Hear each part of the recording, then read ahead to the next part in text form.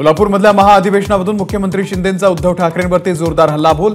मला मारण्याचा कट होता शिंदेंचा आरोप, तर ठाकरेंना खोके नाही कंटेनर लागतात, शिंदेंची टीका। राष्ट्रवादी पक्ष आणि चिन्हाच्या याचिकेवरती सोमवारी सुनावणी। चिन्ह पक्ष अजित पवार गटाला, या विरोधामध्ये शरद पवार गटाची सर्वोच्च न्यायालयात याचिका। मागासवर्ग आयोगाच्या हरकती आणि सूचनांचा एक्सक्लुझिव्ह अहवाल एबीपी माझाकडे। 40% लोकांचा मराठा समाज मागास असल्याचा अभिप्राय, तर 41% लोकांनी मागास नसल्याचं म्हटलंय।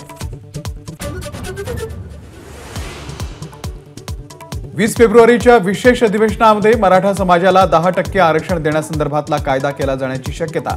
शिक्षण नोकरीमध्ये आरक्षण देण्यासंदर्भातलं विधेयक विधिमंडळामध्ये संमत होणार। सगळे सोयरे कायद्याची अंमलबजावणी होईपर्यंत आंदोलन सुरूच ठेवणार, जरांगेंचा निर्धार। 20 तारखेनंतर पुढची दिशा ठरवणार, एबीपी माझाला जरांगेंची माहिती। मध्य प्रदेशचे ज्येष्ठ काँग्रेस नेते कमलनाथ आता भाजपच्या वाटेवर असल्याची चर्चा। 19 फेब्रुवारीला भाजपमध्ये प्रवेश करणार असल्याची शक्यता। 10 ते 12 आमदारही भाजपच्या वाटेवर असल्याचा दावा।